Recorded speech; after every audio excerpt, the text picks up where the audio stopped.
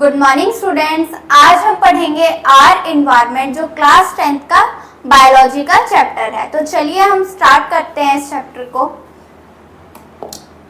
Chapter को start करने से पहले हम देख लेते हैं कि हम इसमें कौन कौन से जो है वो टॉपिक्स वो आगे पढ़ेंगे।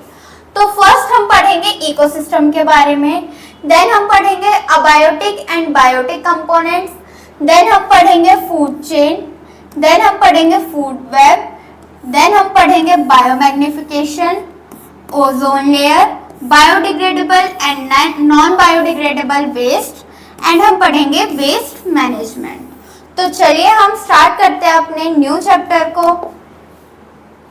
तो इस चैप्टर को स्टार्ट करने से पहले हम देख लेते हैं कि इन्वायरमेंट एंड इकोसिस्टम में क्या डिफरेंस है, क्योंकि हम ये वर्ड्स क्या है इस चैप्टर में बार बार क्या करते रहेंगे, सुनते रहेंगे। तो हम सबसे पहले इसके बारे में जान लेते हैं कि इन्वायरमेंट एंड इकोसिस्टम होता क्या है। तो इन्वायरमेंट क्या होता है? It is a surrounding where organism live. ये एक ऐसा सराउंडिंग होता है जहाँ पे ऑर्गेनिज्म क्या करते हैं, लिव करते हैं, रहते हैं।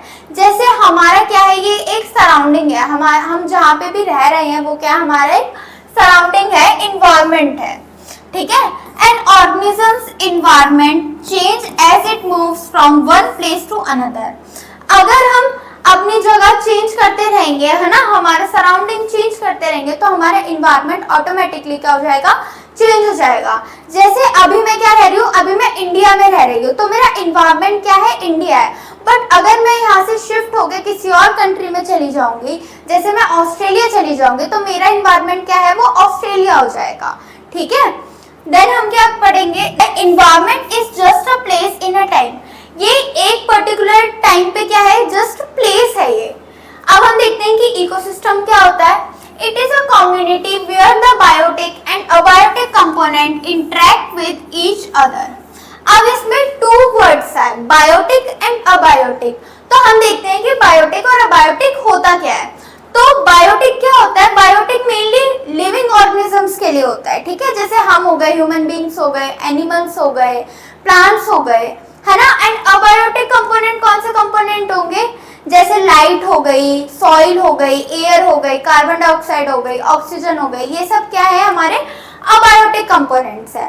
तो इकोसिस्टम क्या होता है, it is a community where biotic and abiotic component interact with each other. Biotic and abiotic component के इंटरेक्शन को क्या बोला गया है, इकोसिस्टम बोला गया है। अब ये इंटरेक्ट कैसे करेंगे, जैसे हम है, तो हम किस पे डिपेंड है, हम हमारे इन्वायरमेंट में ऑक्सीजन पे डिपेंड है ना। तो ऑक्सीजन क्या हो गई, अबायोटिक कंपोनेंट, एंड हम क्या हो गए, बायोटिक कंपोनेंट। तो हम क्या है, एक दूसरे पे क्या है, डिपेंडेंट है। तो इस इंटरेक्शन को हम कहेंगे ecosystem. The ecosystem remains the same no matter where the organisms travel. जो हमारा जो इकोसिस्टम है वो क्या सेम रहेगा।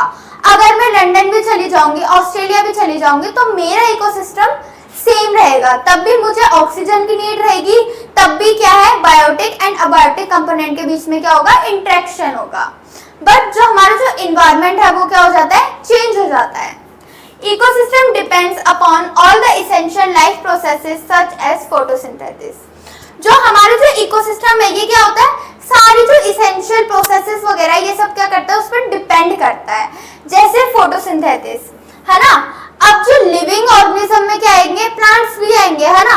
जो प्लांट्स है उनको सनलाइट की जरूरत होती है, सॉइल की जरूरत होती है ना, उसमें मिनरल्स वगैरह इन सब चीजों की जरूरत होती है फोटोसिंथेसिस करने के लिए। एंड फोटोसिंथेसिस से क्या करते हैं, वो अपना फूड क्या है जो वो खुद प्रिपेयर करते हैं।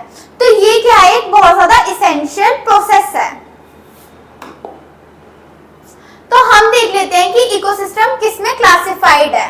तो सबसे पहले आता है हमारा नेचुरल इकोसिस्टम। नेचुरल इकोसिस्टम में आता है एक्वाटिक, ठीक है। एक्वाटिक के भी आगे सब टाइप्स है, fresh water and marine water. ये जो है ये इंपॉर्टेंट नहीं है, ये आप छोड़ सकते हैं, ठीक है। देन हम देख लेते हैं आर्टिफिशियल इकोसिस्टम। आर्टिफिशियल इकोसिस्टम में क्या आता है, आर्टिफिशियल इकोसिस्टम में मेनली आता है हमारी क्रॉप्स वगैरह। नेचुरल के टू टाइप्स से, एक्वाटिक एंड टेरेस्ट्रियल, ठीक है। टेरेस्ट्रियल में क्या आएगा, टेरेस्ट्रियल में हमारी लैंड्स आएगी, जैसे ग्रास लैंड हो गया, डेजर्ट्स हो गया, फॉरेस्ट हो गया, ये सब क्या हमारा नेचुरल इकोसिस्टम है। आर्टिफिशियल इकोसिस्टम में क्या क्या आएगा, आर्टिफिशियल इकोसिस्टम में आएगा जो मैन मेड है, जिसको हमने बनाया है, जैसे क्या आ जाएगी हमारी क्रॉप्स आ जाएगी, है ना, एंड क्या आ जाएगा एक्वेरियम वगैरह आ जाएगा, जो क्या होता है, जो आर्टिफिशियली होता है, जो मैन मेड होता है। अब क्रॉप्स कैसे आर्टिफिशियल इकोसिस्टम का एग्जांपल है, एक बार सोचिए। अब जो क्रॉप्स है वो लैंड क्या करी हमने, प्रिपेयर करी उसको, उसमें फर्टिलाइजर्स वगैरह, सीड्स वगैरह डाले, तो वो क्या हो रहा है, वो आर्टिफिशियली हो रहा है, दैट्स व्हाई वो आर्टिफिशियल इकोसिस्टम का एग्जांपल है। टाइप्स ऑफ इकोसिस्टम, नेचुरल में क्या क्या आ गया मैंने आपको बताया, फॉरेस्ट आ गया, पॉन्ड्स आ गया, लेक्स आ गई, ओशियंस वगैरह आ गए। एंड आर्टिफिशियल में क्या आएगा, gardens and crop field. Gardens भी हम खुद क्या करते हैं, उसको उसमें कटिंग वगैरह करते हैं, उसमें क्या ग्रासेस वगैरह लगाते हैं, तो ये क्या है, एक आर्टिफिशियल इकोसिस्टम का एग्जांपल है। देन हम देख लेते हैं कि हमारे इकोसिस्टम के क्या क्या कंपोनेंट्स हैं। तो मैंने आपको बताया था कि कौन कौन से हैं, abiotic and biotic. Abiotic factors में क्या कौन कौन से फैक्टर्स आ जाएंगे, क्लाइमेटिक फैक्टर्स आ जाएगा, एंड ये इतना इंपॉर्टेंट नहीं है, या मिस कर सकते हैं। बायोटिक फैक्टर्स में क्या क्या आ जाता है, बायोटिक फैक्टर्स में आता है प्रोड्यूसर्स आते हैं, कंज्यूमर्स आते हैं, हमारे डिकम्पोजर्स आते हैं। ये बहुत ज्यादा क्या है, ये बहुत ज्यादा इंपॉर्टेंट है, ठीक है, इससे क्वेश्चंस आते हैं आगे। प्रोड्यूसर्स क्या होते हैं, हमने लाइफ प्रोसेसेस में पढ़ा था कि प्रोड्यूसर्स वो होते हैं जो ऑटोट्रॉफिक न्यूट्रिशन करते हैं। ऑटोट्रॉफिक न्यूट्रिशन क्या होता है, जो अपना खाना जो है वो खुद बनाते हैं, जैसे ग्रीन प्लांट्स एंड ऑटोट्रॉफ्स, ठीक है, ब्लू ग्रीन एल्गी हो गया, ये सब क्या करते हैं, अपना खाना खुद बनाते हैं। कंज्यूमर्स क्या होते हैं, कंज्यूमर्स वो होते हैं जो प्रोड्यूसर्स पे डिपेंड होते हैं, वो उनको खाते हैं, जैसे इसके भी एग्जांपल है primary consumer, secondary consumer, tertiary consumers and quaternary consumers, ये हम आगे पढ़ेंगे इस चैप्टर में। डिकम्पोजर्स क्या होते हैं, डिकम्पोजर्स हो गए जैसे फंगी, बैक्टीरिया एंड सेप्रोट्रॉप्स, ये सब क्या हो गए, डिकम्पोजर्स हो गए। डिकम्पोजर्स मेनली क्या करते हैं, वो डेड ऑर्गेनिजम्स को खाते हैं, या तो वो कंज्यूमर्स को खाएंगे या वो प्रोड्यूसर्स वगैरह को खाते हैं, डेड डिकेइंग मैटर्स को खाते हैं वो। अब हम बात करते हैं अबायोटिक कंपोनेंट्स की। अबायोटिक कंपोनेंट्स मैंने आपको क्या क्या बताए थे, सॉइल हो गई, है ना, वाटर हो गया, लैंड हो गई, है ना, air, salinity, soil, temperature, light, water, minerals, pH, humidity, ये सब क्या है, ये सब हमारे अबायोटिक कंपोनेंट्स के अंदर आते हैं, जो नॉन लिविंग बीइंग्स होते हैं। A non-living components of an ecosystem includes the physical environment, the soil, water, air, along with the inorganic substances like carbon dioxide, nitrogen and oxygen. Abiotic components में कौन कौन से कंपोनेंट्स आएंगे, non living components आएंगे, जिसमें हमारा क्या आ जाएगा, फिजिकल एनवायरनमेंट आ जाएगा, जैसे सॉइल, वाटर, एयर आ जाएंगे, एंड इनऑर्गेनिक सब्सटेंस आ जाएंगे, जैसे carbon dioxide, nitrogen, oxygen and etcetera. The physical factor or climate factors like light, temperature, pressure, humidity also consider abiotic components. And abiotic components में क्या क्या आ जाएंगे, climatic factors आ जाएंगे, जैसे हमारी लाइट आ जाएगी, टेम्परेचर आ जाएगा, है ना, हमारा प्रेशर, ह्यूमिडिटी, ये सब क्या आ जाएंगे, क्लाइमेटिक फैक्टर में आएगा। अब ये सारे क्या है, अबायोटिक कंपोनेंट के एग्जांपल है। मैं एक और बार आपको रिमाइंड करा देती हूँ, air, salinity, soil, temperature, light, water, minerals, pH, humidity, ये सब क्या हमारे अबायोटिक कंपोनेंट्स हैं। अब हम देखते हैं कि बायोटिक कंपोनेंट्स कौन कौन से होते हैं। The biotic components of a ecosystem or a living component of the ecosystem is the community of organisms like plants and animals, which is made up of many different interdependent populations. The biotic community includes 3 type of organisms.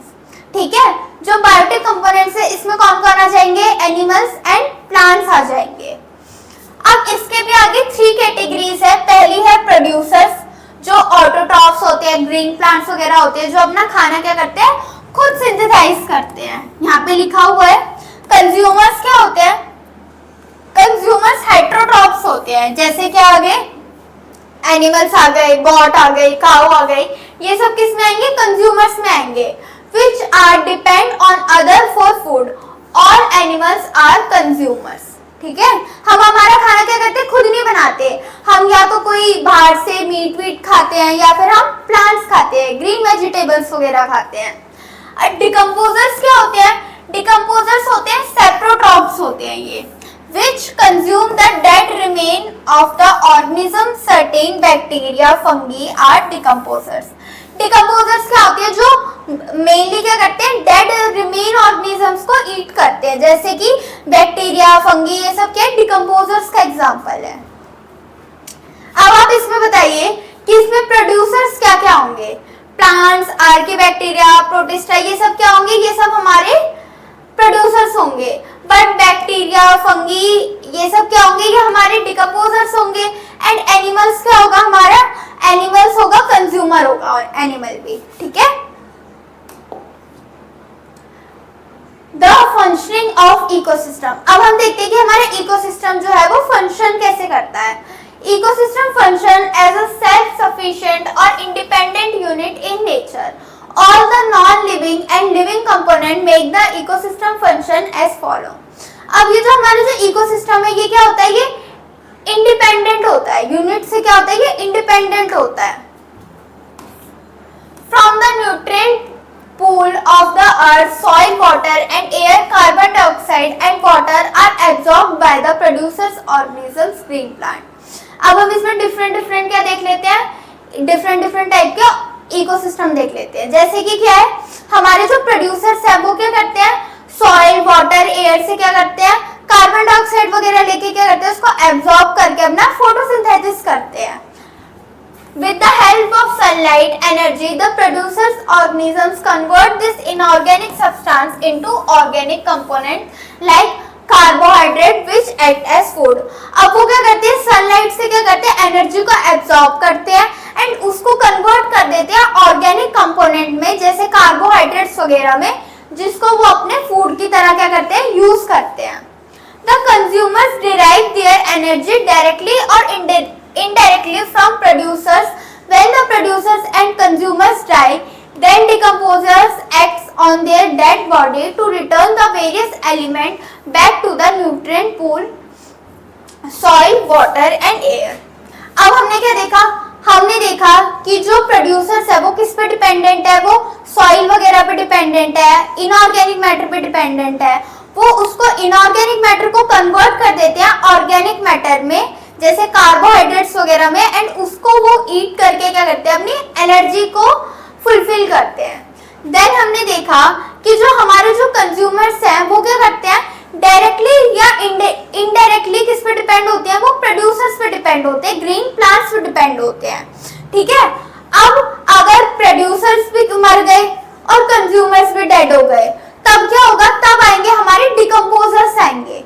हमने देखा था कि जो decomposers हैं वो क्या करते हैं? वो डेड एनिमल्स या डेड प्लांट्स को क्या करते हैं? ईट करते हैं। ठीक है, एंड वो ईट करके क्या करते हैं? जितने भी उसमें से न्यूट्रिएंट्स जो है वो बच गए, वो वापस कहाँ चले जाते हैं? हमारी सॉइल, एयर या वाटर में चले जाते हैं।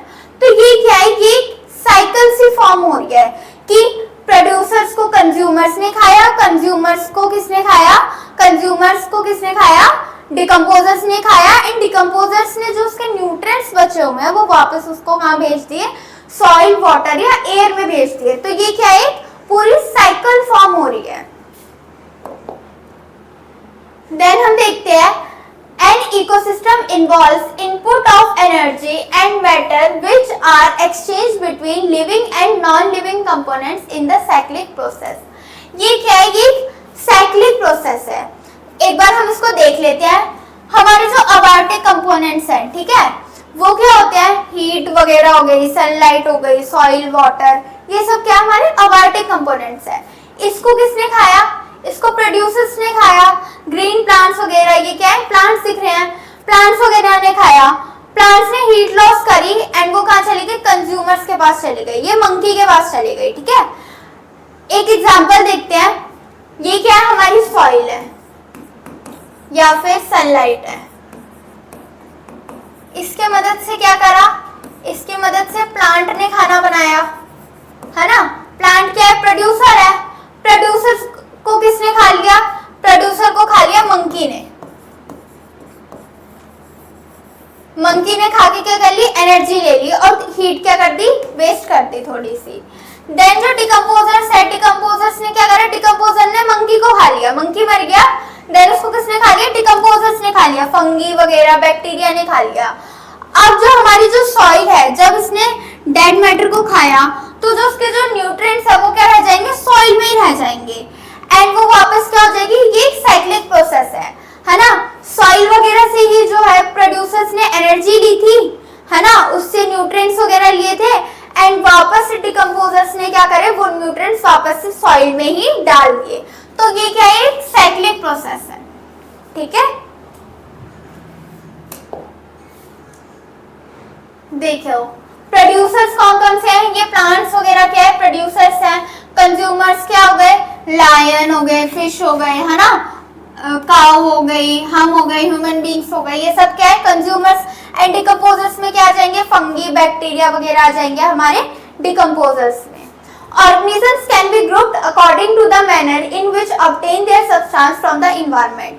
अब हमने इसको क्लासिफाई करा है किस तरीके से कि वो जो अपना जो न्यूट्रिएंट्स वगैरह है वो कैसे क्या करते हैं, एब्जॉर्ब करते हैं, उससे हमने इसको क्लासिफाई करा है, जैसे प्रोड्यूसर्स, कंज्यूमर्स एंड डिकम्पोजर्स।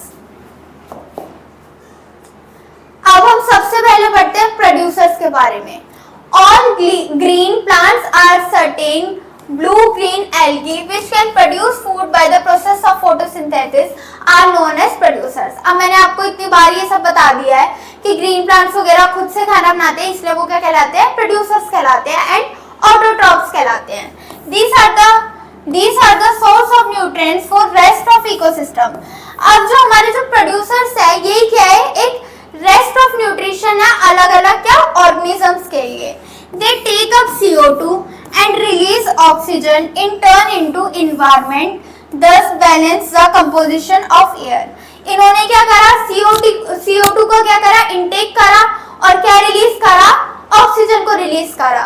तो ये क्या करते हैं, एक एयर को क्या कर देते हैं, बैलेंस कर देते हैं। उन्होंने क्या करा, CO2 ली, कार्बन डाइऑक्साइड ली, इसके बदले वो क्या करते हैं, ऑक्सीजन देते हैं एयर को। देन हम देखते हैं कि फूड चेन क्या होती है। A food chain is a flow of food energy from one organism to the next and next so on. ठीक है, फूड चेन क्या होता है, एक एनर्जी का क्या होता है, फ्लो होता है, एनर्जी का एक्सचेंज को ही हम कहते हैं फूड चेन। ये एक ऑर्गेनिज्म से दूसरे ऑर्गेनिजम्स में क्या होता रहता है, ट्रेवल होता रहता है, चेंज होता रहता है। An organism stands at the particular level which is known as trophic level. अब हम देखते हैं कि ट्रॉफिक लेवल होता क्या है। ट्रॉफिक लेवल वो लेवल होता है जहाँ पे क्या करता है, ऑर्गेनिज्म स्टैंड करता है। ये एक हायरार्की काइंड ऑफ है। First trophic level, second trophic level, third trophic level, fourth traffic level and so on. ये क्या होता है, जहाँ पे पर्टिकुलर ऑर्गेनिज्म स्टैंड कर रहा है वो क्या है, उसका ट्रॉफिक लेवल है। जैसे यहाँ पे क्या आ गए, प्लांट आ गया, यहाँ पे क्या आ गया, यहाँ पे गॉट आ गई, है ना, यहाँ पे ह्यूमन बींग्स आ गए, फिर क्या आ गया, फिर लायन आ गया एंड आगे ये चलता रहेगा। तो पहला ट्रॉफिक लेवल प्लांट का क्या है, ये फर्स्ट ट्रॉफिक लेवल। देन ये क्या हो गया, सेकंड हो गया, ये हो गया थर्ड, ये हो गया फोर्थ। तो ऐसे क्या है, ये जहाँ पे कौन सा ऑर्गेनिज्म क्या स्टैंड कर रहा है उसको हम उसका ट्रॉफिक लेवल कहते हैं।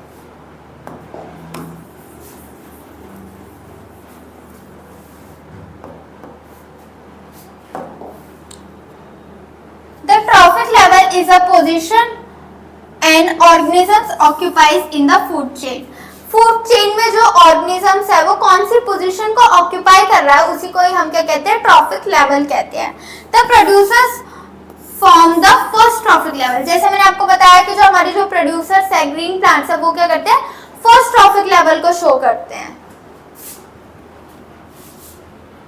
देखो जैसे जो प्रोड्यूसर्स है ये क्या करेंगे, first trophic level, then consumers क्या करेंगे, second trophic level and decomposers क्या करेंगे, लास्ट थर्ड ट्रॉफिक लेवल को शो करेंगे। Each step or level of a food chain form a trophic level. First trophic level. The autotrophs or the producers, they fix up the solar energy and make it available for the heterotrophs or the consumers. ठीक है, अब first trophic level में क्या आएंगे, हमारे autotrophs आएंगे. Autotrophs कौन से होते हैं, जो अपना खाना खुद प्रिपेयर करते हैं. जैसे ग्रीन प्लांट्स हो गए. ग्रीन प्लांट्स क्या करेंगे, सोलर एनर्जी से अपना खाना प्रिपेयर करेंगे एंड वो खाना प्रिपेयर करके क्या करेंगे, उसको हेटेरोट्रॉफ्स या कंज्यूमर्स खा लेंगे. सेकंड ट्रॉफिक लेवल में क्या आएंगे, सेकंड ट्रॉफिक लेवल में आ गए हर्बिवोरस वगैरह, जो ग्रासेस वगैरह खाते हैं. जैसे काऊ हो गई हमारी, है ना, गॉट हो गई, ये सब क्या आएंगे, हर्बिवोरस में आएंगे. ये क्या होते हैं, प्राइमरी कंज्यूमर्स होते हैं. थर्ड ट्रॉफिक लेवल में क्या आएंगे, स्मॉल कार्निवोरस आ गए. जैसे कि क्या हो गए, हम लोग हो गए, है ना, ह्यूमंस वगैरह. ये क्या हो गए, स्मॉल कार्निवोरस हो गए. ये क्या आएंगे, हमारे सेकंड कंज्यूमर्स में आएंगे. फोर्थ ट्रॉफिक लेवल में कौन कौन आएंगे, लार्ज कार्निवोरस आएंगे, जैसे लायन वगैरह आएगा. ये क्या आएंगे, टर्शियरी कंज्यूमर्स में आएंगे. एक बार मैं आपको अच्छे से समझा देती हूँ. जैसे ये क्या है, हमारा प्लांट है, ठीक है. ये क्या है, एक प्रोड्यूसर्स है.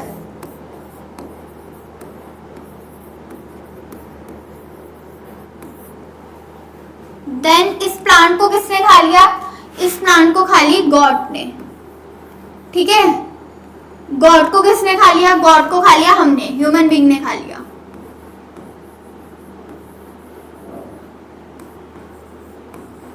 अब ह्यूमन बीइंग को किसने खा लिया, ह्यूमन बीइंग को खा लिया हमने, किसने खा लिया, ईगल ने खा लिया.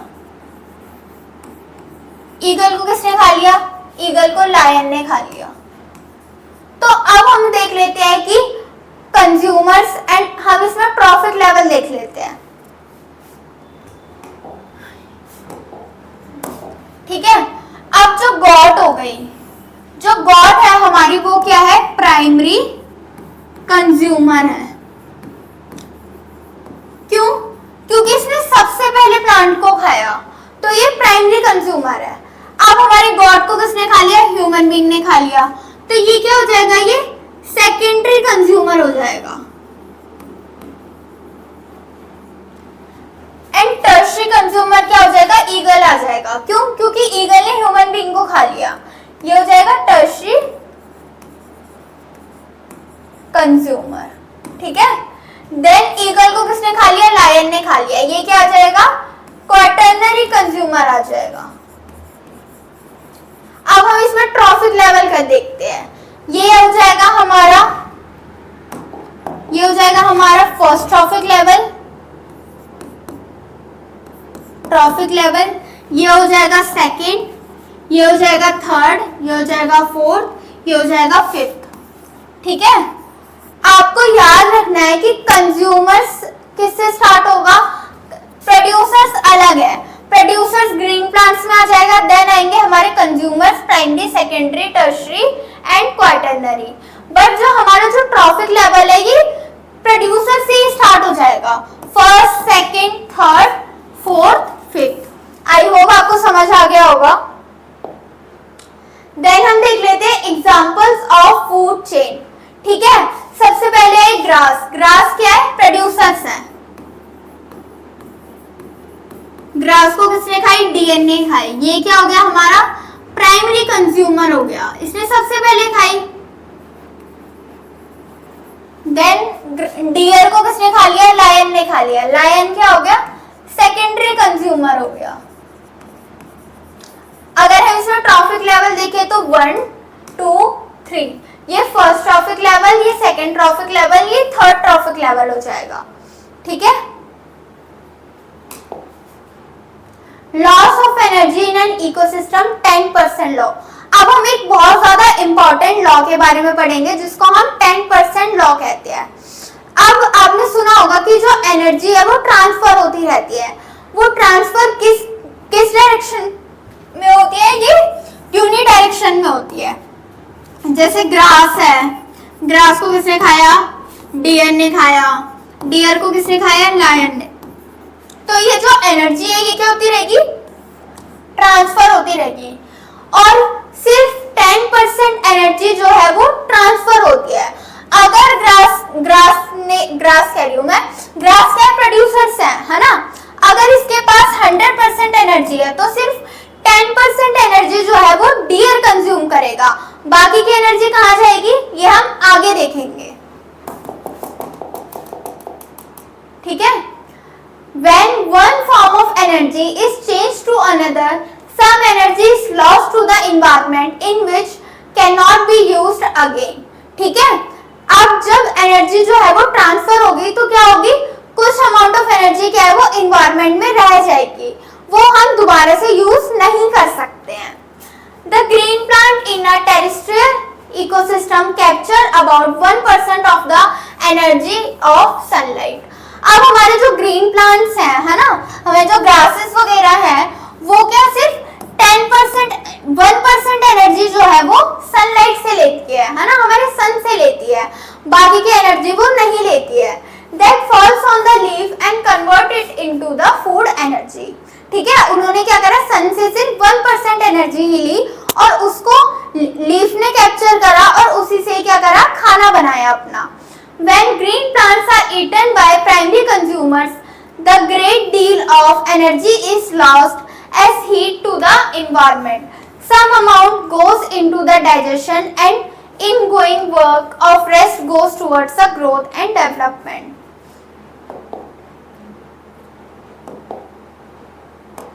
ठीक है, अब इसका हम एक और एग्जांपल देखते हैं। ग्रास, सबसे पहले क्या आएंगे, हमारे प्रोड्यूसर्स आएंगे है ना, ये क्या है, हमारे प्रोड्यूसर है। ग्रीन प्लांट है ये।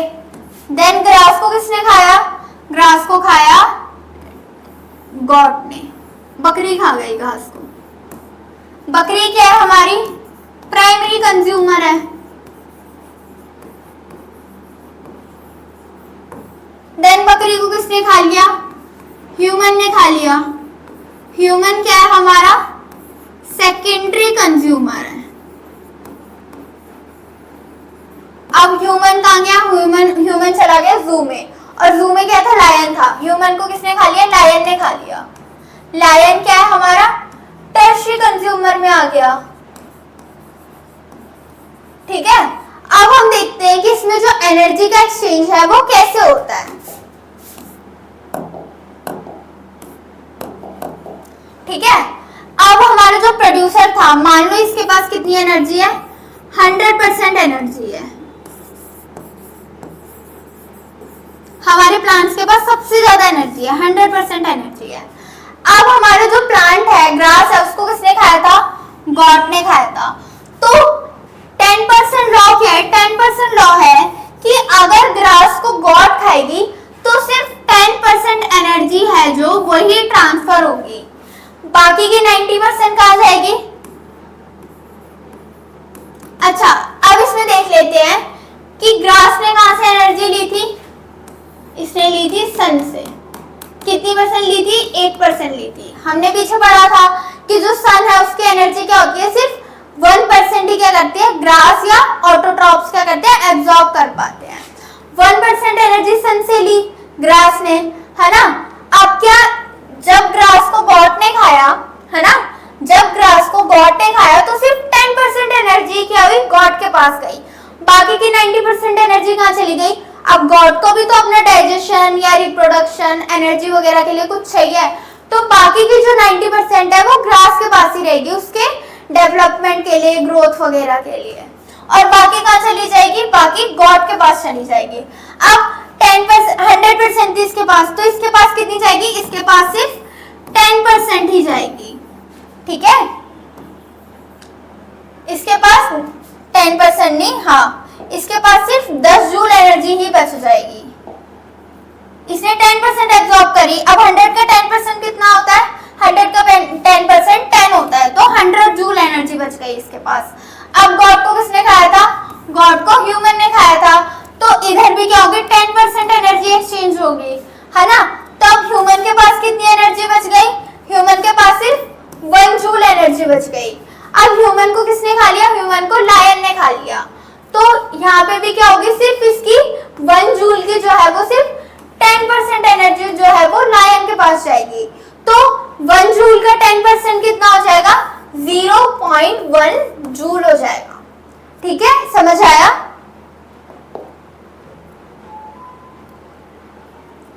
Loss of energy in the ecosystem, एक और बार पढ़ लेते हैं हम इसको। The average of 10% of the food eaten is turned into the on body and made available for the next level of consumers. ठीक है, जो सिर्फ 10% एनर्जी है वही ट्रांसफर होगी, बाकी की जो 90% एनर्जी है वो उसी के पास रहेगी उसके रिप्रोडक्शन या ग्रोथ वगैरह के लिए। Therefore, 10% can be taken as an average value for the amount of organisms matter that can present at each step and reaches the next level of the consumers. ठीक है, इसमें ये वाली एक फिगर देख लेते हैं।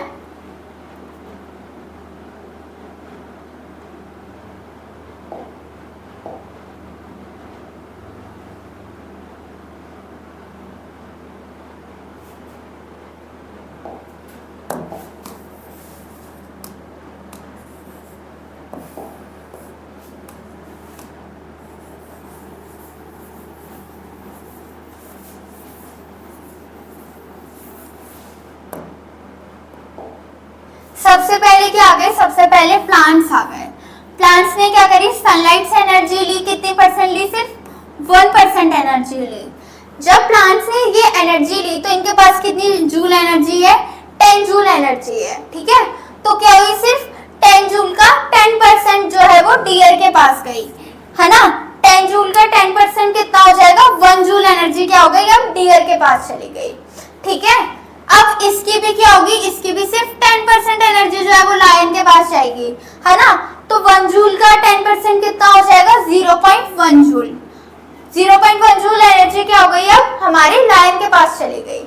ठीक है, एंड जो इसमें जो बाकी की जो 90% एनर्जी है वो कहाँ चली जाएगी, जो 90% एनर्जी है वो लॉस हो जाएगी, उसके बाकी के फंक्शन करने के लिए, रेस्पिरेशन वगैरह करने के लिए वो यूज कर लेगा।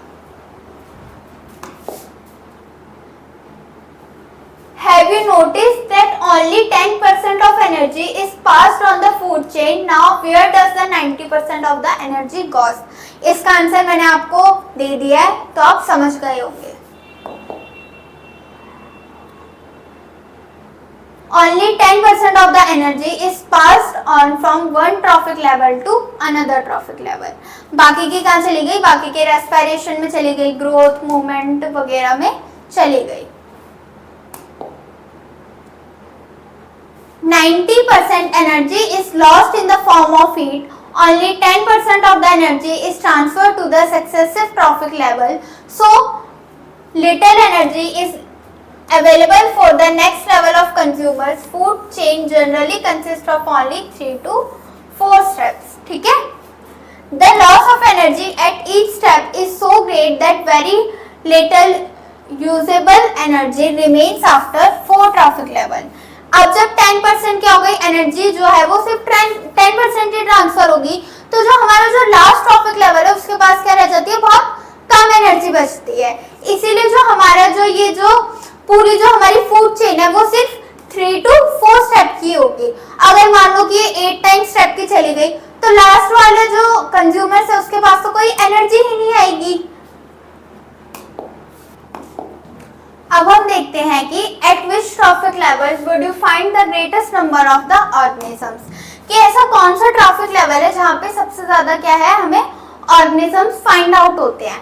तो since there is a progressive loss of energy at the successive trophic level, there are generally greater number of individuals at the lower trophic level of an ecosystem, the greatest number of the producers। ठीक है, तो क्या है, सबसे ज्यादा कौन से organisms होते हैं, प्रोड्यूसर्स होते हैं। वो क्यों होते हैं, हमने देखा कि जैसे जैसे जो ट्रॉफिक लेवल है वो इंक्रीज होता रहता है, एनर्जी लॉस भी क्या, एनर्जी लॉस ज्यादा होता जाता है ना। अगर फर्स्ट ट्रॉफिक लेवल है हमारा जो फर्स्ट ट्रॉफिक लेवल है, अगर उसमें 100 जूल एनर्जी है, देन वो सेकेंड ट्रॉफिक लेवल में कितनी रह जाएगी, 10 joule, and third trophic level में वो सिर्फ 1 जूल ही रह जाएगी, है ना। तो हमने क्या देखा कि जो एनर्जी है वो क्या होती रहती है, 10% आगे क्या होती है, ट्रांसफर होती रहती है, बाकी की सारी जो है वो लॉस हो जाती है ना। तो इसीलिए क्या है, ज्यादा से ज्यादा नंबर ऑफ ऑर्गेनिजम्स कहाँ जाना चाहते हैं, वो लोअर ट्रॉफिक लेवल पे जाना चाहते हैं। एंड सबसे ज्यादा नंबर कौन सा ऑर्गेनिजम्स का पाया गया है, वो प्रोड्यूसर्स का पाया गया है। और ये जो पूरा है ये क्या होता है, ये यूनिडायरेक्शनल होता है, मतलब ये एक ही डायरेक्शन में होता है। Flow of energy is unidirectional. अगर वो यहाँ से यहाँ जा रहा है तो वो वापस यहाँ से यहाँ नहीं आ सकती है। From the energy flow diagram two thing become clear, है ना। ये जो डायग्राम है ये क्या हो जाएगी, हमारी चीजें क्लियर कर देगी। सनलाइट किसने एब्जॉर्ब करी, प्रोड्यूसर्स ने। प्रोड्यूसर्स को किसने खाया, हर्बीवोरस ने, जैसे काऊ ने खा लिया, गॉट ने खा लिया, है ना।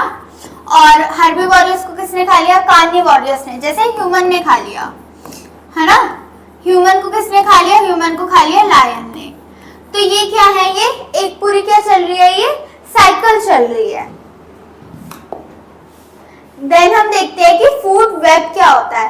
वेब से ही समझ में आ रहा है कि ये जाल काइंड ऑफ का स्ट्रक्चर होगा, है ना, मकड़ी का जाल जैसा होता है वैसा होता है। तो a group of several interacted food chains where an organisms get food from more than one group of organisms। इसमें क्या होता है, ये इंटरकनेक्शन होता है डिफरेंट फूड चेन्स का, जिसमें जो एक ऑर्गेनिज्म है वो एक से ज्यादा क्या है, वो फूड को क्या कर सकता है, कंज्यूम कर सकता है, खा सकता है। Each organism is generally eaten by two or more other kind of organisms, which in turn are eaten by several other organisms। अगर एक चूहा है तो चूहे को सिर्फ एक ही ऑर्गेनिजम्स नहीं खाएगा, उसको बहुत सारे ऑर्गेनिजम्स खा सकते हैं। उसको लायन भी खा सकता है ना, उसको बर्ड भी खा सकते हैं, बहुत सारे अलग अलग ऑर्गेनिजम्स खा सकते हैं। तो फूड वेब हमें यही बताता है। फूड चेन में क्या देखा था, एक चेन थी कि ग्रास है, ग्रास को खाएंगे हर्बीवोरस को खाएंगे कार्निवोरस को खाएंगे टॉप कार्निवोरस, लायन वगैरह, है ना। बट जो फूड वेब है, फूड वेब हमें ये बताती है कि एक ही क्या है, पूरा एक इंटरकनेक्टेड फूड चेन है ना। अगर ये रैट है तो रैट क्या, स्नेक भी खा सकता है रैट को, है ना, वुल्फ भी खा सकती है, ईगल भी खा सकते हैं। तो ये क्या है, ये बहुत सारे डिफरेंट ऑर्गेनिजम्स, अलग अलग ऑर्गेनिजम्स को खा सकते हैं। जरूरी नहीं है कि रैट को सिर्फ एक ही ऑर्गेनिजम्स खाएगा। देन हम देखते हैं कि फूड पिरामिड क्या होता है। An ecological hierarchy of food relation in which a chief predator is at the top, at the each prey on the next lower level, and usually green plants at the bottom। अब हम इसका ये diagram देख लेते हैं कि जैसे जो हमारे ग्रीन प्लांट्स है, जो हमारे ओशियंस में प्लांट्स रहते हैं, फाइटोप्लैंक्टन वगैरह, है ना। अब इनको कौन खाएगी, इनको छोटी छोटी फिशेस खाएगी। छोटे छोटे फिशेस को कौन खाएगी, थोड़ी बड़ी फिशेस खाएगी। एंड उसके बाद क्या है, इन सबको कौन खा जाएगी, शार्क खा जाएगी। तो ये क्या है, ये एक हायरार्की मेंटेन करी गई है, जिसको हम क्या कहते हैं, जिसको हम एक पिरामिड कहते हैं। ठीक है।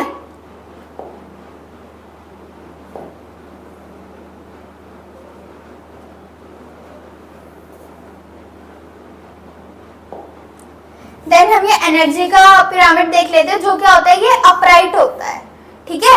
और हर लेवल पे क्या होता रहता है, एनर्जी लॉस होती रहती है। देन हम food chain and food web में क्या कर लेते हैं, डिफरेंस देख लेते हैं। हमारी जो फूड चेन है ये क्या होती है, लीनियर फ्लो ऑफ एनर्जी होती है। ठीक है। And nutrient from one organism to another, और इसमें जो न्यूट्रिएंट का ट्रांसफर होता है ये एक ऑर्गेनिज्म से दूसरे ऑर्गेनिजम्स में होता है। And organisms of higher level trophic level feed on a specific organisms at the lower trophic level. अगर जो लोअर ट्रॉफिक लेवल में जो जैसे ग्रासेस वगैरह है ना, तो उनको क्या एक पर्टिकुलर ऑर्गेनिज्म से खाएंगे, उसको हर्बीवोरस वगैरह ही खा सकते हैं। ये नहीं कि सीधा शेर आके घास खा लेगा, ऐसे नहीं होगा। ये एक क्या होगा, लेवल में चलता रहेगा, एक डायरेक्शन में चलता रहता है। Does not affect the adaptability and competitiveness of organisms। ये क्या होता है, ये organisms को अफेक्ट नहीं करता, उनकी adaptability या फिर उनकी competitiveness को अफेक्ट नहीं करता है। अब हम देखते हैं कि फूड वेब क्या होता है। A food web can be termed as a combination of many different food chain। ये क्या होता है, बहुत सारे फूड चेन का क्या होता है, कॉम्बिनेशन होता है ना, and the relationship between N organisms. An organism of a higher trophic level has access to more member of the lower trophic level. अब जो हायर ट्रॉफिक लेवल का कोई भी ऑर्गेनिज्म है, लायन वगैरह, वो क्या कर सकता है, वो किसी को भी खा सकता है, डिफरेंट डिफरेंट ट्रॉफिक लेवल के ऑर्गेनिजम्स को खा सकता है वो. It has role in improving the adaptability and competitiveness of the organisms. ये क्या करता है, ये एडेप्टेबिलिटी को क्या करता है, इंक्रीज करता है ऑर्गेनिजम्स के. अब हम समरी देख लेते हैं कि हमने अभी तक क्या क्या पढ़ा. तो हमने पढ़ा कि जो फूड चेन है वो हमेशा क्या होती है, स्टेट होती है, एक ऑर्गेनिज्म से दूसरे ऑर्गेनिजम्स में चलती रहती है, अलग अलग ट्रॉफिक लेवल में स्टेट चलती रहती है, which means it is unidirectional flow of energy. और जो इसका एनर्जी फ्लो है ये यूनिडायरेक्शनल होता है, सिर्फ एक ही डायरेक्शन में होता है. It involves producers, consumers and decomposers. हमने प्रीवियसली पढ़ा ये. It utilise energy from the sun. ये कहाँ से एनर्जी यूटिलाइज करती है, सन से. और जो सन है, सन से कितनी परसेंट एनर्जी लेती है, वो सिर्फ 1% एनर्जी लेती है. A food chain follows 10% energy loss from the same reason there are 3-4 trophic level in a food chain. अब हमने क्या देखा, हमने देखा कि जो फूड चेन है वो 10% एनर्जी लॉ को फॉलो करके, कि सिर्फ 10% एनर्जी है जो वो एक ट्रॉफिक लेवल से दूसरे ट्रॉफिक लेवल पे चेंज होगी, एक्सचेंज होगी, है ना.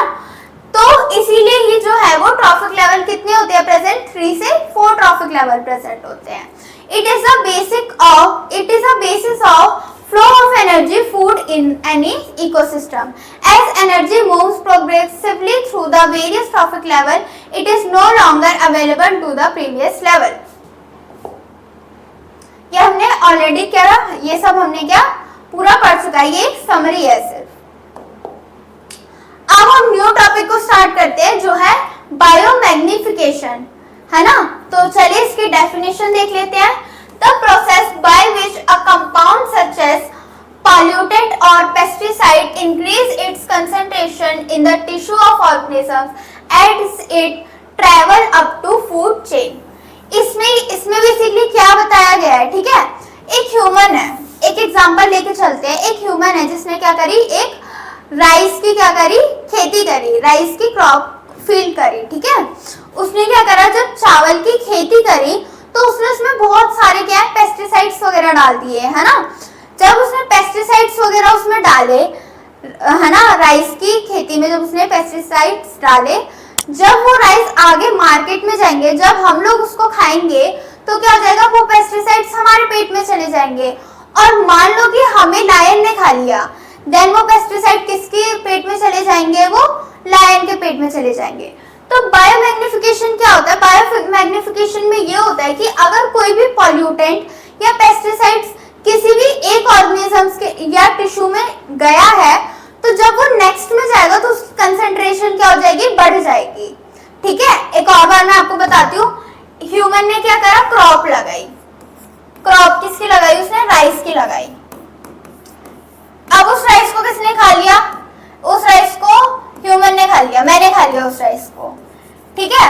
जब वो ह्यूमन क्या करेगा, उस राइस को खाएगा, तो वो जो पेस्टिसाइड है ना, उसकी जो क्या कह सकते हैं, उसकी हम कंसंट्रेशन है वो क्या हो जाएगी, और ज्यादा इंक्रीज हो जाएगी मेरे पेट में आने से, है ना. ह्यूमन बीइंग में क्या हो जाएगी, उसकी कंसंट्रेशन और ज्यादा इंक्रीज हो जाएगी. अगर मान लो कि मुझे लायन ने खा लिया, वैसे तो ना खाए, बट अगर लायन ने मुझे खा लिया, तो जब वो पेस्टिसाइड लायन के पेट में जाएगा तो उसकी कंसंट्रेशन और भी ज्यादा क्या हो जाएगी, बढ़ जाएगी. Water bodies are polluted by industrial, agriculture and human waste. जो भी वाटर बॉडीज वगैरह होती है ना, उसमें क्या क्या अलग अलग वेस्ट जो होते हैं वो रहते हैं, जैसे इंडस्ट्रियल वेस्ट, एग्रीकल्चर वेस्ट या फिर ह्यूमन वेस्ट होता है. These chemicals are either washed down into the soil or into the water bodies. From the soil, these are absorbed by the plant along with the water and minerals. है ना. अभी जितना भी जो polluted waste है वो कहाँ चला गया, वो पानी में चला गया. अब पानी से वो कहाँ चला जाएगा, वो प्लांट में चला जाएगा. और अगर हम प्लांट को खाएंगे, है ना, ह्यूमन बींग्स अगर ग्रीन वेजिटेबल्स वगैरह, पालक वगैरह कुछ भी खाएंगे, तो क्या हो जाएगा, वो हमारे पेट में भी चला जाएगा, और अगर हमें आगे किसी ने खाया तो वो उसके पेट में जाके क्या करेगा, उसकी कंसंट्रेशन और ज्यादा बढ़ जाएगी, जो वेस्ट प्रोडक्ट है उसकी कंसंट्रेशन और ज्यादा बढ़ जाएगी।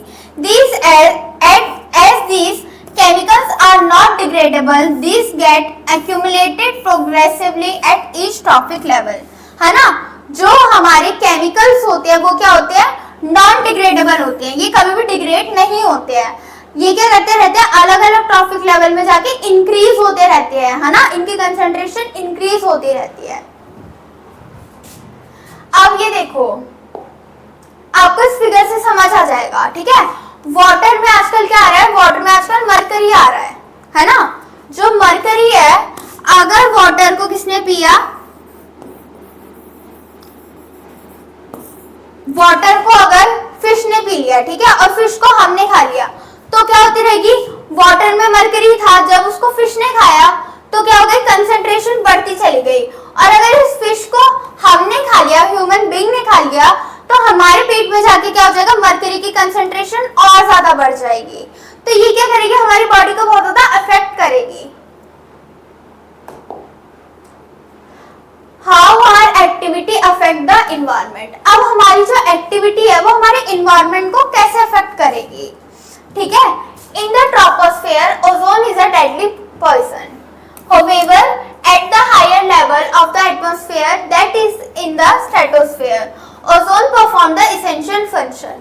अब जो हमारी जो अर्थ है उसमें बहुत सारी लेयर प्रेजेंट होती है, एक लेयर होती है जिसको हम कहते हैं ओजोन लेयर। मेनली मैं आपको बता देती हूँ कि जो ओजोन लेयर है, जो उसका काम क्या होता है ना। ये क्या है, हमारी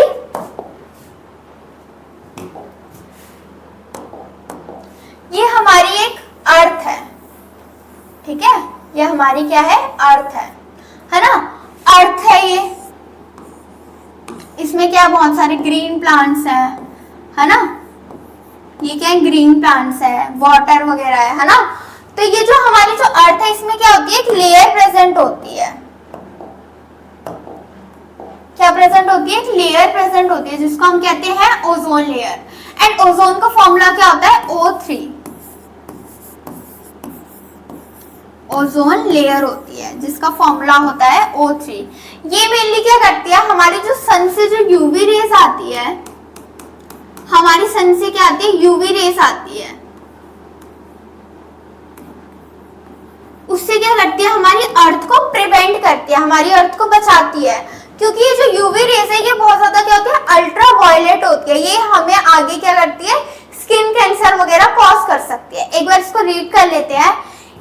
जो O3 है, हमारी जो ओजोन लेयर है, it shields the surface of the earth. ये क्या करती है, अर्थ के सरफेस को शील्ड करके रखती है from the ultra violet rays, UV rays, है ना, from the sun. This radiation is highly damaging to organism, for example it is known to cause skin cancer in the human being.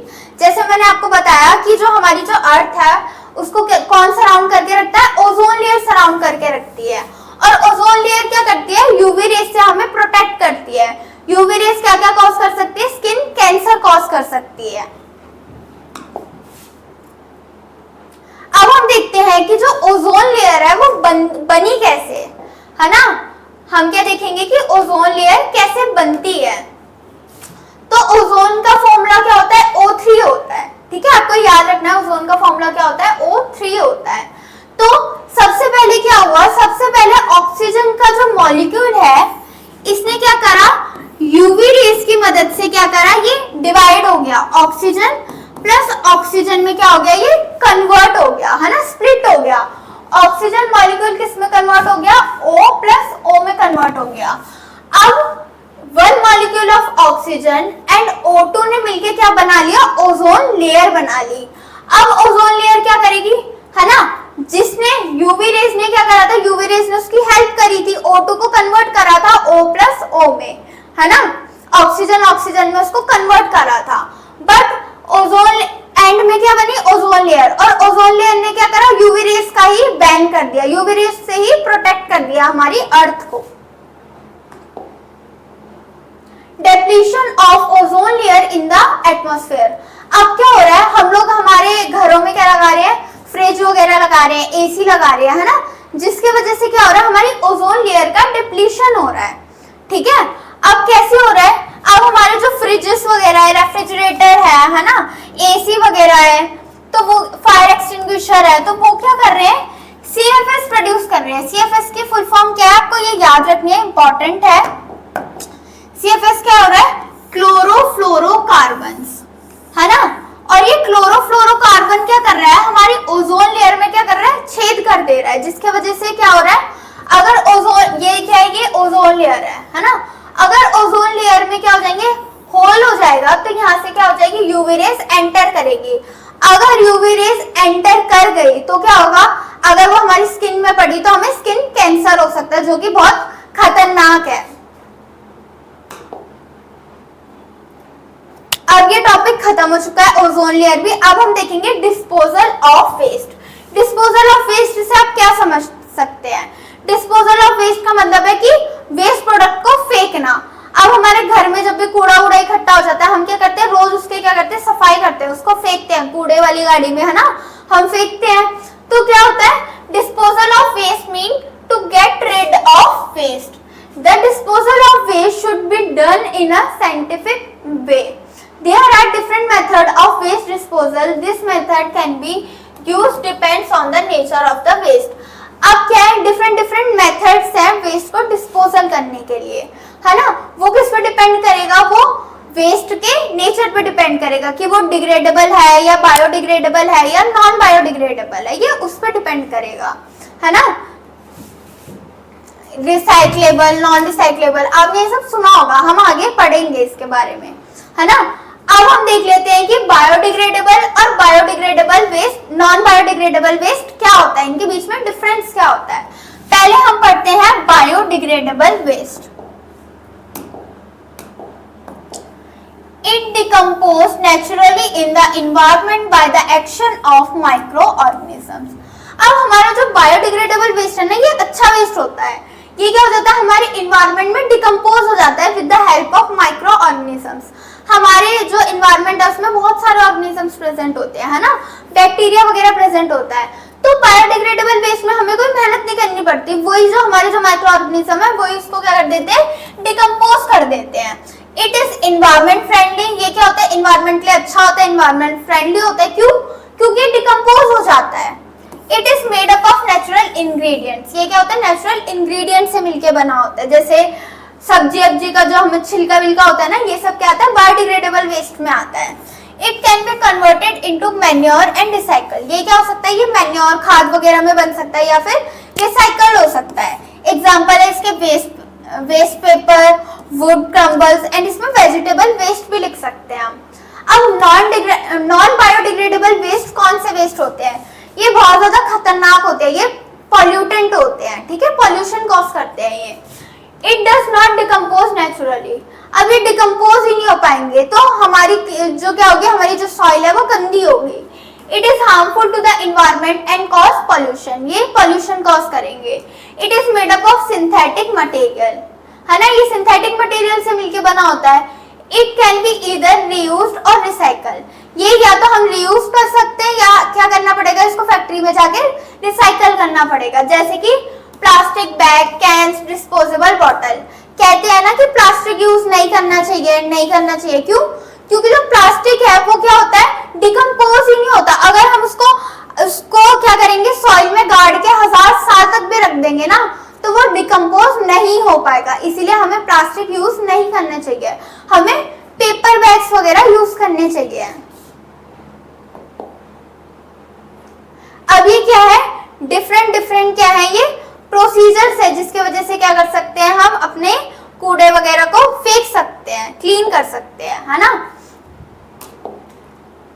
अब हम पढ़ते हैं कि रिसाइकलिंग क्या होता है, ठीक है। Process of converting waste material into new material and object, है ना। कोई भी वेस्ट मटेरियल को जब हम उसको नया, कुछ उससे नया बना देंगे, जैसे हम कोई भी मटेरियल या ऑब्जेक्ट बना देंगे, तो वो क्या कहलाएगा, रिसाइकलिंग कहलाएगा। It reduces the amount of non-biodegradable waste. Material like tin, cans, metallic articles, racks, papers, है ना, glass, etc. are recyclable. ये सब क्या होते हैं, रिसाइक्लेबल होते हैं, जिसको हम न्यू ऑब्जेक्ट वगैरह में चेंज कर सकते हैं।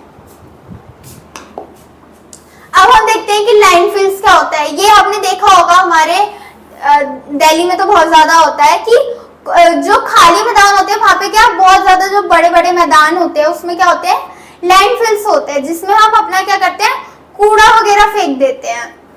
In this process, the waste that cannot be reused or recycled are separated out and spread in a thin layer in low-lying areas across the cities. इसमें क्या होता है, ऐसे जो वेस्ट मटेरियल होते हैं जो या तो ना तो हम रिसाइकल कर सकते हैं ना तो हम उसको दोबारा से यूज कर सकते हैं, वो क्या कर देते हैं, हम उसको स्प्रेड कर देते हैं एक थिन लेयर में किसी भी लैंड वगैरह में। A layer of soil is added into each layer of garbage. अब हम क्या करेंगे, उस लेयर में क्या उसको में लेयर बनाएंगे एंड उसमें क्या करते रहेंगे, सॉइल फेंकते रहेंगे। Such land or areas is declared unfit for construction of building of for the next 20 years. अब ऐसे एरियाज में क्या होता है, ऐसे एरियाज में डिक्लेयर कर दिया जाएगा कि कोई भी जो है वो बिल्डिंग वगैरह वहां पे कंस्ट्रक्ट नहीं होंगे, ये सिर्फ लैंडफिल से वहां पे बन पाएंगे। अब हम देखते हैं कि कंपोस्टिंग क्या होता है। ठीक है, कंपोस्टिंग में ना मेनली ना हम इसको क्या करेंगे, कोई भी वेजिटेबल्स वेस्ट वगैरह इसको हम क्या करेंगे, मिट्टी में गाड़ के क्या कर देंगे, उसका मैन्योर वगैरह बना देंगे। ठीक है, जैसे एग्रीकल्चर रेजिडुअल या फिर weeds, animal manure, industrial waste, ये सब बन जाएगा। ये क्या करेगा, प्लांट की ग्रोथ को इंप्रूव करेगा, माइक्रोबियल एक्टिविटी को इंक्रीज करेगा, सप्रेस प्लांट डिसीज, है ना, हाई कन्वर्ट ऑफ एनपीके। अब हम देखते हैं कि सीवेज ट्रीटमेंट क्या होता है। Sewage treatment carried out by the sewage treatment plant where sewage is filtered. ये कहाँ पे होता है, ये सीवेज ट्रीटमेंट प्लांट में होता है जहाँ पे जितना भी जो सीवेज वेस्ट है उसको क्या करा जाता है, क्लीन करा जाता है, फिल्टर करा जाता है। Organic material in the sewage is allowed to settle down and decompose in large tanks. इसमें क्या होता है, जो ऑर्गेनिक मैटर प्रेजेंट होता है ना, उसको जो सीवेज टैंक में क्या करा जाता है, उसको सेटल डाउन करा जाता है एंड देन उसको डिकम्पोज करा जाता है बड़े बड़े टैंक्स में। The water from these tanks is cleared and it is released into the water bodies. इसमें जितना भी जो वाटर वगैरह है उसको क्लीन करा जाता है, फिल्टर करा जाता है एंड देन उसको कहाँ फेंक दिया जाता है, उसको वाटर बॉडीज में रिलीज कर दिया जाता है। देन हम देखते हैं कि इंसिनरेशन क्या होता है। Burning of substance at the high temperature to form ash. इसमें क्या होता है, जो सब्सटेंस होते हैं उनको जलाया जाता है, बहुत ज्यादा हाई टेम्परेचर में उनको बर्न करा जाता है to form ash and then उससे हम क्या बना लेते हैं, उससे राख बना लेते हैं। It reduces the volume of waste considerable, है ना। अगर मान लो कि कोई निडल वगैरह है ना, सिरिंजेस वगैरह जो हॉस्पिटल में इंजेक्शन वगैरह जिससे लगाते हैं, है ना, अगर उसको हम जला देंगे तो क्या हो जाएगा, उसका जो वॉल्यूम है वो क्या हो जाएगा, कम हो जाएगा। इसलिए हम इस मेथड को करते हैं। Commonly used to dispose hospital waste. जितना भी जो हॉस्पिटल में वेस्ट होता है ना, उसको डिकम्पोज करने के लिए ये प्रोसीजर किया जाता है। अब हम देखते हैं कि बायोगैस प्रोडक्शन क्या होता है, ये बहुत ज्यादा इंपॉर्टेंट है। Biodegradable waste such as food items waste, animal waste or organic industrial waste from food packaging industries are sent to the biodegradation plant.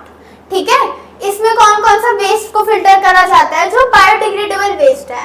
Mainly इससे क्या करा जाता है, इससे फ्यूल बनाया जाता है ना। जितने भी जो वेस्ट है, वेजिटेबल वेस्ट है या हाउस होल्ड वेस्ट है या फिर एनिमल वेस्ट हो गया, ह्यूमन वेस्ट हो गया, इस सब से क्या करा जाता है, इसको एक टैंक में डाला जाता है, जिससे क्या होता है, जिससे आगे जाके फ्यूल बनता है। In biodegradation plant there are converted to biogas by degradation with the help of bacteria, fungi और अदर माइक्रोब्स। इसमें कौन कौन हेल्प करते हैं, फंगी, माइक्रोब, बैक्टीरिया वगैरह हेल्प करते हैं। Here the organic matter serves as a food for the microorganism. और वो जो ऑर्गेनिक मैटर था ना, जितना भी जो वेस्ट मटेरियल था, एनिमल वेस्ट, फूड आइटम्स वगैरह, वो क्या होता है, वो माइक्रो ऑर्गेनिजम्स बैक्टीरिया वगैरह का क्या बन जाता है, खाना बन जाता है, जिसको वो क्या करते हैं, डिकम्पोज कर करके क्या बना देते हैं, एक फ्यूल बना देते हैं, बायो गैस बना देते हैं, जो आगे जाके क्या होती है, घर वर में, गाँव वाँव में क्या होती है, एज अ गैस की तरह यूज कर सकते हैं, उसे हम खाना वाना बना सकते हैं।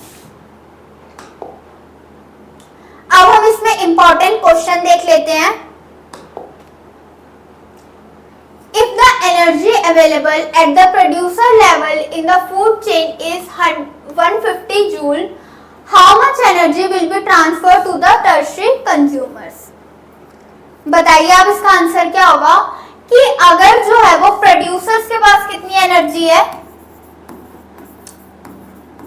प्रोड्यूसर के पास है 150 जूल एनर्जी प्रेजेंट है, तो फिर क्या आएगा, प्राइमरी कंज्यूमर, देन आएंगे सेकेंडरी कंज्यूमर, देन आएगा टर्शियरी कंज्यूमर। तो टर्शियरी कंज्यूमर के पास कितनी एनर्जी रहेगी, तो हमने देखा था 10% लॉ कि 150 जूल में से सिर्फ 10% एनर्जी है जो वो प्राइमरी कंज्यूमर कंज्यूम करेगा, है ना। तो 150 का 10% कितना हो गया, 15, देन कितना हो जाएगा 1.5, देन कितना हो जाएगा 0.15। तो इसका आंसर क्या है, इसका आंसर है 0.15 जूल। ठीक है, वैसे आपको इससे आगे भी पूछा जाएगा कि क्वार्टरनरी कंज्यूमर कितना जो है वो कितनी एनर्जी कंज्यूम करेगा, या फिर आपसे सेकेंडरी या टर्शियरी भी पूछा जा सकता है, कुछ भी पूछा जा सकता है। The depletion of ozone layer in the upper atmosphere is mainly due to the emission of, ये मैंने आपको बताया था ओजोन लेयर डिप्लीशन वाले में कि जो ओजोन लेयर का डिप्लीशन है ये किसकी वजह से हो रहा है, ऐसा कौन सा जो सब्सटेंस है जो रिलीज हो रहा है उसके वजह से जो है वो डिप्लीशन हो रहा है, तो वो है क्लोरोफ्लोरोकार्बन, जिसको CFCs भी कहते हैं। ये कहाँ से रिलीज होता है, ये रेफ्रिजरेटर या फिर AC वगैरह से रिलीज होता है। देन देखते हैं what is the role of decomposers in the ecosystem. Decomposers का रोल क्या है हमारे इकोसिस्टम में। Organisms that feed on dead plants and animals are called decomposers. Decomposers होते क्या है, जो dead animals या plants को feed करते हैं, खाते हैं। They break down the complex organic compound present in the dead remain into simpler substance and obtain nutrition from them. ये क्या करता है, जो large complex organic compound है उसको convert कर देता है simple compound में, है ना, जो क्या कर देता है उससे फिर क्या करता है वो अपना न्यूट्रिशन को ऑब्टेन कर देता है।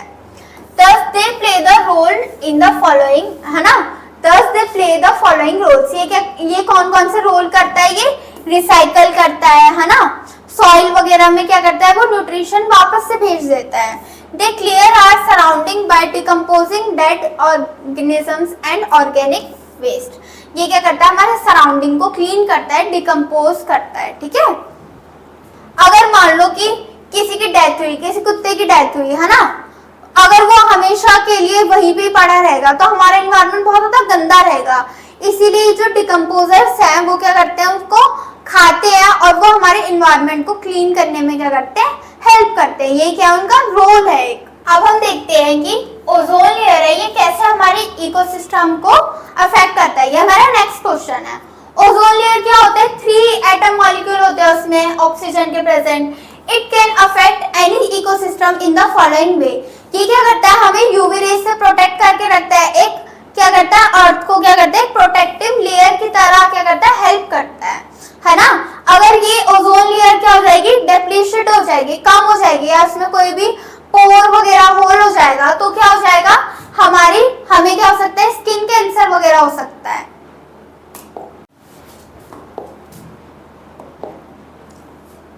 हमारा जो चैप्टर था आर इन्वायरमेंट की खत्म हो चुका है। अगर आपको ये चैप्टर समझ में आया तो मेरी वीडियो को लाइक करें एंड हमारे चैनल को सब्सक्राइब करें। Thank you to all.